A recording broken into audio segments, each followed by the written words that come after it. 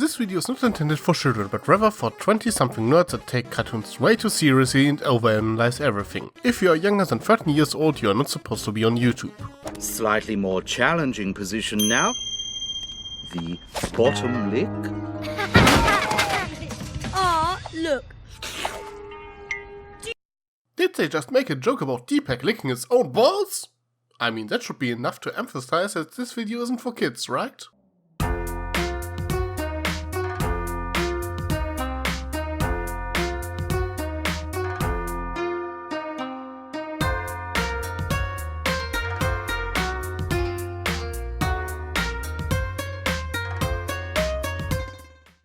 So, the Wow of Miaow. Perhaps the most requested episodes people wanted me to review, so here we go. This episode starts right away with establishing how Deepak keeps things peaceful in 101 Dalmatian Street and how he admires Constantine and the other cats. Now, this is not the first time Constantine and co appeared in an episode, but it's the first where they play a major role. Now, the Dimitris make fun of Deepak for being a cat lover. The Dimitris are a rather interesting case, by the way. Unlike most pups, they have a rather unique design to them, but they aren't considered part of the main ensemble of the show, so they aren't as prominent as Triple D, but not really background characters either, and hey, they got more lines in this episode than I thought they would get in this entire season, including this meme-worthy one here.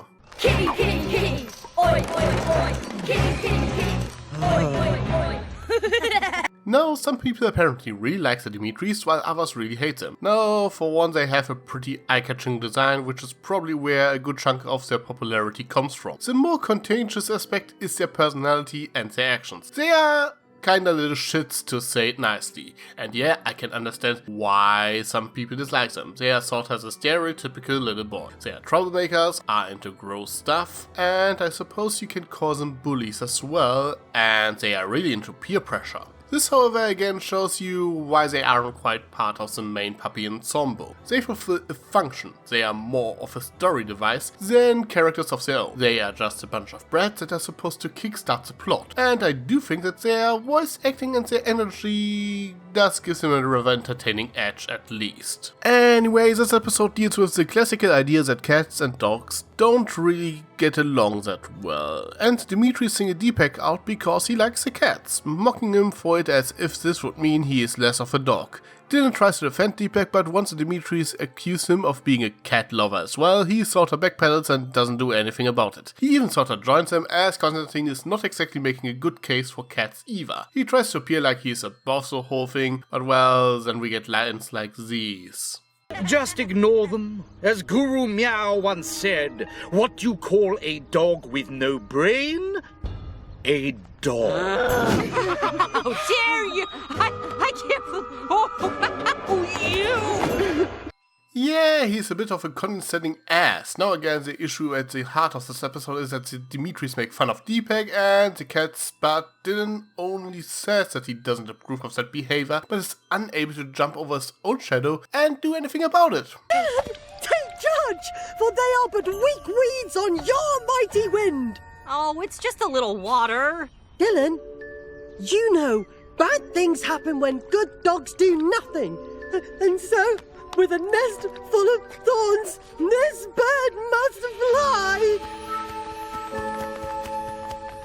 Does that mean he's off? Yes, it means I'm off! Words mean nothing if you don't follow up on them. Dylan acknowledges the problem but isn't interested in actually doing something about it, which is what Deepak takes issue with and why he leaves in the end. Well, and then everything falls apart in House Dalmatian without him. Now, why I generally like the angle they are going for, that you don't know what you have until you lose it, and that even small contributions you might not even notice can make a big difference, I do think that they maybe overdid this one a little bit. The end of the world is nigh! Hey, that's my line.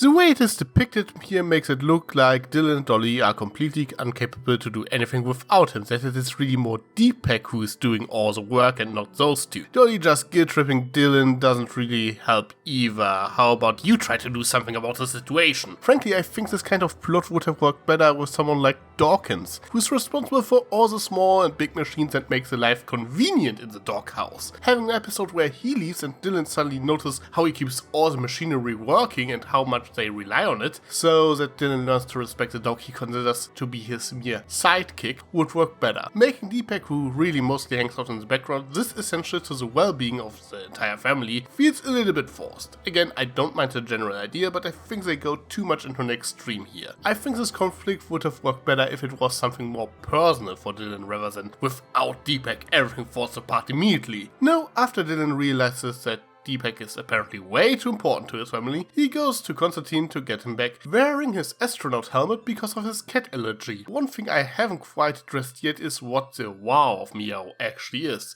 The cat seemed to follow some philosophical text. If I had to guess, it is probably influenced by Buddhism. Constantine himself likes to throw in some Japanese words as well. Well, when he isn't addressing everyone as younglings. So anyway, Dylan shows up at his doorstep beside being allergic to cats and asks Deepak to come home, but he wants Dylan to prove that he actually means it, so Dylan has to go through 99 trials, including writing a haiku. Test 1. Creativity of the cat. The dog must create a poem, a haiku in praise of cats. He probably doesn't even know what a haiku poem is. Ahem. Dog wags tail, it means throw stick, me thick.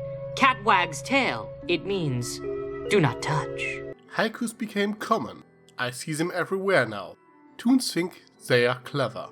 I mean, come on, even MLP did it. Anyway, Dylan has no trouble with the haiku. I guess he sort of failed the second test, but technically passed the third, which is enough to convince Deepak that he is serious, as there were never 99 tests to begin with.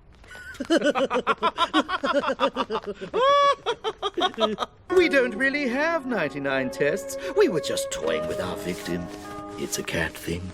Yeah, that's one thing I take issue with. The cats, or well at least Constantine, is just as bad as the Dimitris, being very condescending the entire time, bad-mouthing dogs. He tries to act like this whole thing is beneath him, and at least in the beginning you could say that he's only reacting to the Dimitri's antics, but in particular towards Dylan he just seems very passive-aggressive, and he takes way too much joy in his struggling. And even in his other appearances he tries to appear superior, so yeah, he is just as petty as a dog. So I think if this episode tried to teach a lesson about putting prejudice aside, it kind of failed to do so. I don't quite think that this was the intention though, as it was more about Dylan showing that he actually cares about his little brother. But since Deepak goes to Constantine, it does indicate that he thinks the cats have a moral high ground. And when he acts like that throughout the entire episode and no one ever comments on that hypocrisy, it just rubs me the wrong way. But maybe I'm thinking too much into it. In the end, I think this episode is more about Deepak. This, by the way, has been the first episode where he is the focus and he gets a pretty decent showing. While I do think that his importance to the family as a whole is a bit too exaggerated in this episode, I do very much enjoy his spiritual aspect and how he seemingly struggles a little bit with his identity as he is different from his siblings, as he is a bit more cat-like, I suppose.